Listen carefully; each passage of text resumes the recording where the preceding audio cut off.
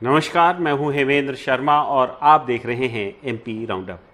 मध्य प्रदेश सरकार के higher education department ने मध्य प्रदेश के सभी सरकारी और प्राइवेट कॉलेजेस को एक 88 किताबों की लिस्ट पकड़ाई है और कहा है कि इन सभी किताबों को आप अपनी लाइब्रेरीज में रखिए। और इस अभियान का जो मकसद है, इन सभी किताबों को लाइब्रेरीज में जो रखने का मकसद है वो है भारतीय जो शिक्षा की जो परंपरा है उसको बढ़ावा देना। और इन किताबों में अगर हम आपको बताएं कि कौन कौन सी किताबें शामिल हैं, तो उसमें से एक किताब जो है आरएसएस नेता सुरेश सोनी की किताब है। दीनानाथ बत्रा जो आरएसएस के आइडियोलॉग हैं उनकी 14 किताबें हैं। स्वभाषा लाओ अंग्रेजी हटाओ एक किताब है। पूजा हो तो हो ऐसी हो एक ये किताब है। 18 पुराण हैं जिसमें से नारद पुराण भी शामिल हैं। 4 वेद हैं, 13 उपनिषद हैं और एक किताब है अंग्रेजी माध्यम का ब्रह्मजाल। ये संक्रांत सानू ने ये किताब लिखी है। जिसमें अब सवाल ये है कि ये भारतीय शिक्षा परंपरा को बढ़ावा देने के उद्देश्य से जो ये लिस्ट भेजी गई है, ये कितना उद्देश्य में सफल होंगी और कितना इसके पीछे छिपा हुआ आरएसएस का एजेंडा है। इस विषय पर बात करने के लिए हमारे साथ मौजूद है senior journalist mister Dinesh Gupta. Sir, आपका बहुत बहुत स्वागत है।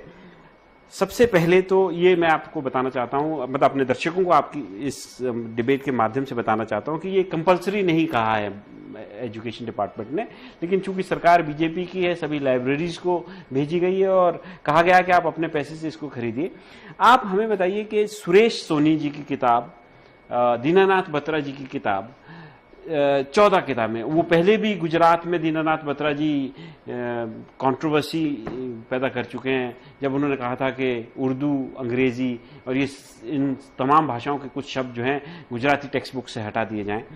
तो आपको क्या लगता है कि ये क्या वाकई में भारतीय परंपरा, शिक्षा की जो परंपरा है उसको बढ़ावा देने के उद्देश्य से ये लिस्ट पकड़ाई गई है, या आरएसएस का एजेंडा इसमें, जैसे कि आरोप लग रहे हैं, वो बढ़ावा देने का इसमें उद्देश्य है?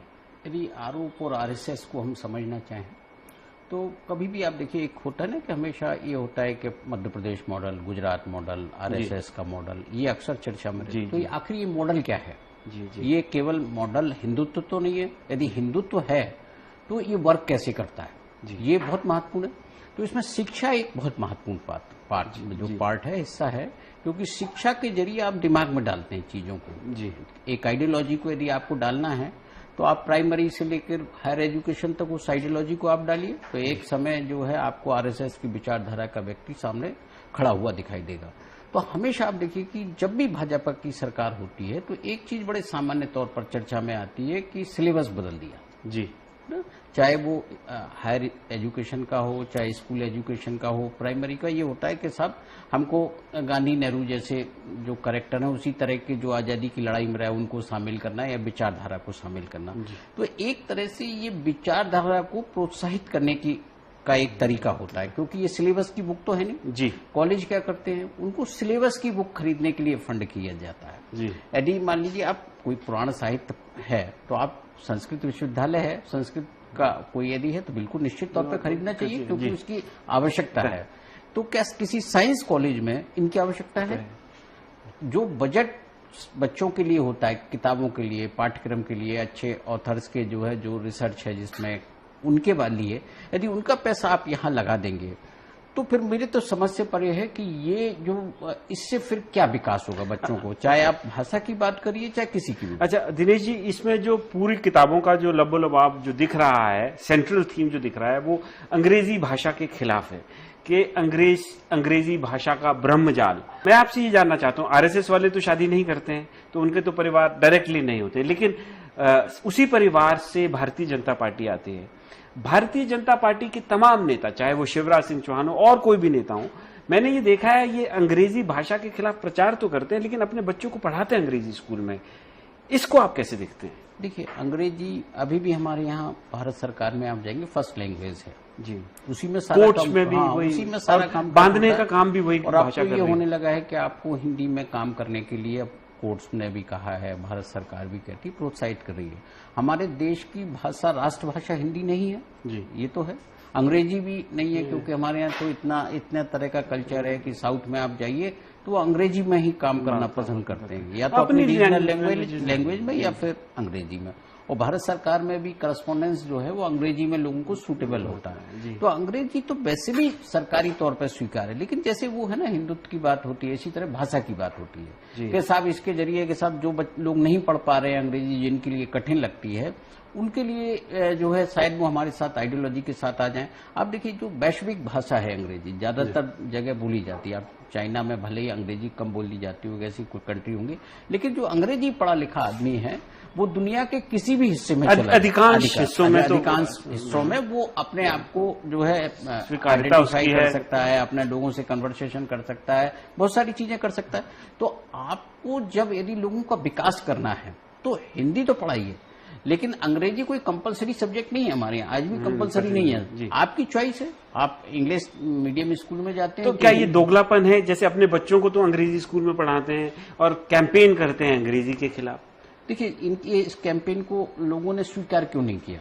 कोई बहुत मॉब में इस पर आपको दिखता तो है नहीं, कोई मूवमेंट तो दिखता नहीं है, केवल आपको चर्चाओं में दिखेगा कि अंग्रेजी के भ्रमजाल से बाहर आ जाइए, क्योंकि लोगों को अपने बच्चों का भविष्य दिखता है। उन्हें ये पता है, क्योंकि मान लीजिए मेरे फोर फादर होंगे या जो होंगे जिन्होंने कभी अंग्रेजी से जिनका कोई वास्ता नहीं रहा होगा, उनको जो व्यवहारिक दिक्कतें आई तो उन्होंने सोचा कि हम अपने बच्चों को भी अंग्रेजी पढ़ाएं। ये बहुत स्वाभाविक सी चीज है। और कोई भी व्यक्ति जो अपने बच्चे को उसकी तरक्की देखना चाहता है, उसके रोजगार के संभावनाएं देखना चाहता है, तो वो जरूरी उसके लिए है कि वो अंग्रेजी मीडियम में जाए। आप देखिए ना कि आपको यदि भारत सरकार ने जितने प्राइवेट स्कूल हैं, बड़े बड़े नाम वाले स्कूल, उसमें EWS कैटेगरी क्यों दी कि आप साहब इनके बच्चों को भी आपको पढ़ाना पड़ेगा अंग्रेजी मीडियम में, आपको जो उनके मेधावी बच्चे उनको भी तो आप पढ़ा रहे हैं, सरकार की स्कीम है। तो इसको आप ये कह सकते हैं कंट्रडिक्शन है। अच्छा दिनेश जी, एक और बात मैं आपसे जानना चाहता हूँ। जैसे मध्य प्रदेश सरकार में अटल बिहारी हिंदी विश्वविद्यालय है, उसके तहत इंजीनियरिंग के कोर्सेज शुरू किए गए, हिंदी में इंजीनियरिंग पढ़ाने की मध्य प्रदेश सरकार ने पहल की। उसके बाद बड़े जोरों शोरों से बहुत प्रचार किया हिंदी में मेडिकल साइंस को पढ़ाने की। इंजीनियरिंग में एक भी छात्र नहीं पढ़ रहा है। मेडिकल कॉलेज की हालत आप देख लीजिए, किताबें ही ट्रांसलेट नहीं हुई थी। आप पता कर लीजिए कितने बच्चों को हिंदी में मेडिसिन पढ़ा रहे हैं आप। तो ये जो सरकार कह रही है बार बार हिंदी लाओ हिंदी लाओ, और जब इनके बार बार के जो प्रयोग हो रहे हैं वो सफल नहीं हो रहे, तो क्यों आपको लगता है ये बार बार इसी तरफ धकेलना चाह रहे हैं लोगों को? राजनेताओं सरकार की एक चीज जो देखिए अब पिछले 25-30 साल में सामने आई कि वो कुछ डिफरेंट करना चाहते हैं। तो डिफरेंट करने के लिए आपको आइडियाज भी होना चाहिए, आपके पास जो है एक सोचने समझने की क्षमता भी होना चाहिए कि हम आगे कैसे जाएं। हम रिवर्स गियर नहीं लगाते। तो आपने कहा कि हम मेडिकल साइंस को हिंदी में पढ़ाएंगे, हो सकता है लोग बहुत सारे जो हिंदी भाषी लोग हैं हमारे यहाँ, तो जो है विश्व हिंदी सम्मेलन होता है, लोग बाहर जाते हैं, विदेश मंत्रालय बाहर भी भेजता है हिंदी को बढ़ावा देने के लिए, तो बहुत सारे एफर्ट होते हैं। लेकिन जब आप मेडिकल साइंस में हिंदी पढ़ाएंगे तो क्या वो इंटरनेशनली वो जो लेटेस्ट रिसर्च हो रही है, जो रिसर्च हो रही है, वो जो बहुत सारी चीजें हैं, क्या वो उसको कॉम्पीट कर पाएगा? भाई समझने की क्षमता ही नहीं होगी। जो हिंदी जानता है वो अंग्रेजी पढ़ लेगा जी, अंग्रेजी पढ़ने वाला हिंदी पढ़ लेगा, लेकिन हिंदी वाला अंग्रेजी पढ़ने में उसको दिक्कत होगी।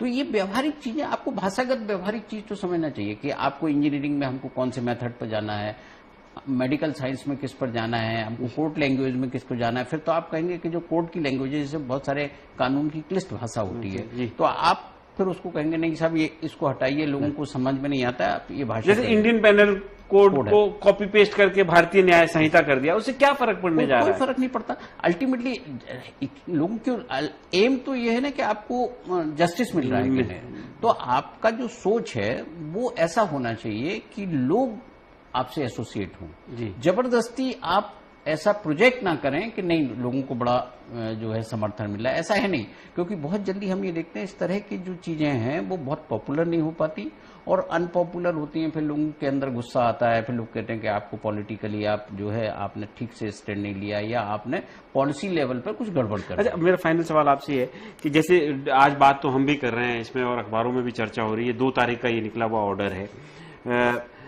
कहीं ऐसा तो नहीं है कि जब कोई मुद्दे नहीं रह जाते या जो असली मुद्दे हैं बेरोजगारी का मुद्दा है और महंगाई के मुद्दे हैं जिस पे सरकार काम नहीं कर पाती है, तो ये डाइवर्जनरी टैक्टिक है कि इसको डाइवर्ट कर दो, आम जनता का दिमाग अलग कर दो, अखबार वाले भी इस पे चर्चा शुरू करने लग जाएंगे, हम आप भी बात करने लग जाएंगे, तो जो असली मुद्दे हैं उससे ध्यान भटक जाएगा। नहीं, इससे ये नहीं है। इनका उद्देश्य ये है कि जो ऑथर्स हैं, राइटर हैं, इनको हम सरकार सपोर्ट कैसे करें, उनको उसकी चिंता नहीं है कि इन्होंने एक किताब लिखी, इकट्ठे मान लीजिए मध्य प्रदेश के सारे कॉलेज इन्होंने 2-2 किताबें लिखी, तो 1000 कॉपी आपकी बिक गई ना, आपके पास पैसा आ गया और जो भी पब्लिशर है उसको भी पैसा मिल गया और आपको हाँ इतना, और उससे जो लेखक है जो अपनी विचारधारा का है वो भी कहता है नहीं बस सरकार बहुत अच्छा काम कर रही है, फिर नीचे तक कार्यकर्ता के पास जाए। ये भी एक तरीका पॉलिटिशियन का है जो चुनकर आता है कि उसने कहा चलो ये आरएसएस वाले खुश हो जाएंगे तो कम से कम बाकी आम जनता पे कोई फर्क नहीं पड़ता। तो कितना फर्क पड़ता है, कितना नहीं फर्क पड़ता है, वैसे अगर हम पीछे जाकर देखें तो ज्यादा फर्क तो पड़ता दिख नहीं रहा है, लेकिन फिर भी इस तरह के प्रयोग बार बार होते ही रहते हैं, खासकर मध्य प्रदेश में। लेकिन एक बात यह जरूर है कि जब इस तरह के प्रयोग होते हैं तो वो चर्चा में जरूर आते हैं और लोग इसकी चर्चा जरूर कर रहे हैं, और खासकर इसलिए चर्चा हो रही है क्योंकि अंग्रेजी भाषा को टारगेट किया गया और साथ ही साथ कुछ कंट्रोवर्शियल ऑथर्स की भी किताबें इंट्रोड्यूस की गई हैं जो कि पहले भी, अब से पहले भी इस तरह की बातें कर चुके हैं कि उर्दू और अंग्रेजी के कई शब्द जो हैं टेक्स्ट बुक से हटा देने चाहिए। एमपी राउंडअप में आज सिर्फ इतना ही, कल फिर मुलाकात होगी, तब तक के लिए थैंक यू, गुड बाय।